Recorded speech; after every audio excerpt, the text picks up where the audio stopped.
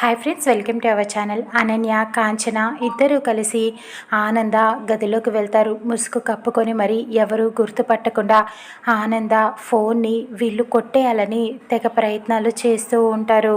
ఆ గదిలో ఆనంద తన భర్త నిద్రపోతూ ఉంటారు.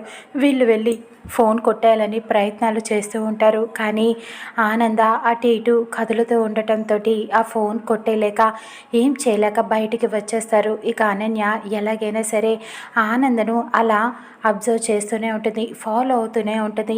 ఎలాగైనా సరే ఆ శరణ్య ఎక్కడ ఉన్నదో ఈ ఆనంద భైరవికి తెలుసు, మనం కనిపెట్టాలి అంటూ ఆనంద వెనకాలే తిరుగుతూ ఉంటుంది. ఇక ఆనంద మెట్లు దిగుతూ అలా శరణ్యకి ఫోన్ చేస్తూ ఉంటుంది. అమ్మ శరణ్య, నువ్వు ఫ్రెష్ అవ్వు, నేను నీకు బ్రేక్ఫాస్ట్ పంపిస్తాను అంటూ చెబుతూ ఉంటుంది. ఆ మాటలు అనన్య వింటుంది. ఆ మాటలు విని ఒక్కసారిగా ఆశ్చర్యపోతుంది. అంటే శరణ్య ఈ ఇంట్లోనే ఉందన్నమాట. మా అందరి కళ్ళు గప్పి ఈ ఇంట్లోనే దాచిపెట్టిందన్నమాట. ఈ ఆనంద భైరవి నిన్న దర్శన్ శరణ్యని చూశానని చెప్పాడు. ఈ గదిలోకి వచ్చి వెతికాడు, అది నిజమే అన్నమాట. శరణ్యను ఈ ఇంట్లోనే దాచిపెట్టి ఈ ఆనంద భైరవి నాటకాలు ఆడుతూ ఇంట్లో అందరినీ మోసం చేస్తుందన్నమాట. ఎవరికంట పడకుండా దాచిపెట్టింది. నిన్న కరెంటు పోవటానికి కారణం కూడా ఈ ఆనంద భైరవి అన్నమాట. అప్పుడు శరణ్యని ఇంటికి తీసుకువచ్చి ఇలా గదిలో ఉంచి ఉంటుంది.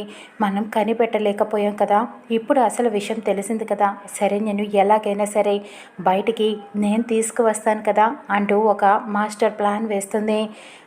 ఆనంద శరణ్యకు బ్రేక్ఫాస్ట్ ప్రిపేర్ చేసి తీసుకువెళ్తూ ఉండగా ఇటు పక్కన కావాలని చెప్పి ఒక కుంపటిలో అనన్య బొగ్గులు పెట్టి వాటి మీద ఎండు మిరపకాయలను వేస్తుంది. మంట వెలిగించటంతో అది ఒక్కసారిగా మంట అంతా బొక్కుమని వస్తూ ఉంటుంది. ఆ పొగ ఎవ్వరూ పేల్చలేకపోతారు, అంత ఘాటుగా ఉంటుంది. ఇప్పుడు ఎలాగైనా శరణ్యని బయటికి తీసుకురావడానికి రెండు మార్గాలు, ఒకటి శరణం, ఇంకొకటి మరణం. ఇప్పుడు ఆ శరణ్య ఏమవుతుందో చూద్దాం. బయటికన్నా రావాలి, లేకపోతే ఆ పొగని పీల్చి అక్కడే చచ్చిపోవాలి. ఈ రెండిట్లో ఏదో ఒకటి జరుగుతుంది అని అలా మంట వెలిగించి మొత్తం ఇల్లంతా పొగ పట్టేసేలాగా చేస్తుంది. అనన్య ఇల్లంతా పొగ పట్టేస్తుంది. ఎవరు కూడా ఆ పొగని పీల్చలేకపోతారు. అందరూ పీల్చలేక బయటికి వచ్చేస్తారు పరుగులు తీస్తూ. ఇక ఆనంద, రోహిత్, దర్శన్, లీలావతి, అనన్య అందరూ కూడా బయటికి వచ్చేస్తారు. దగ్గు వచ్చేస్తూ ఉంటుంది ఆనందకు. ఇక అందరూ కంగారు పడుతూ ఉంటారు. ఆనంద అడుగుతూ ఉంటుంది, రోహిత్ ఈ పొగ ఏంట్రా, ఈ పొగ ఎక్కడి నుంచి వస్తుంది, ఇంత పొగ ఏంటి అని ప్రశ్నిస్తూ ఉంటుంది. ఏమో పిన్ని, నాకు అది తెలియట్లేదు అని అడుగుతూ ఉంటాడు.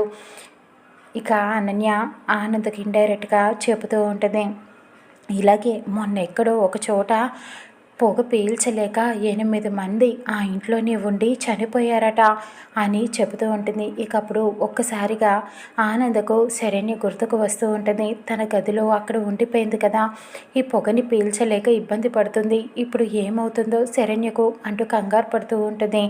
అక్కడ ఈ పొగ అంతా గదిలో పట్టేసి శరణ్యకు ఇబ్బంది పడుతూ ఉంటుంది, దగ్గొస్తూ ఇప్పుడు ఎలాగా అంటూ కంగారు పడుతూ ఉంటుంది, ఊపిరాడక ఇబ్బంది పడుతూ ఉంటుంది శరణ్య.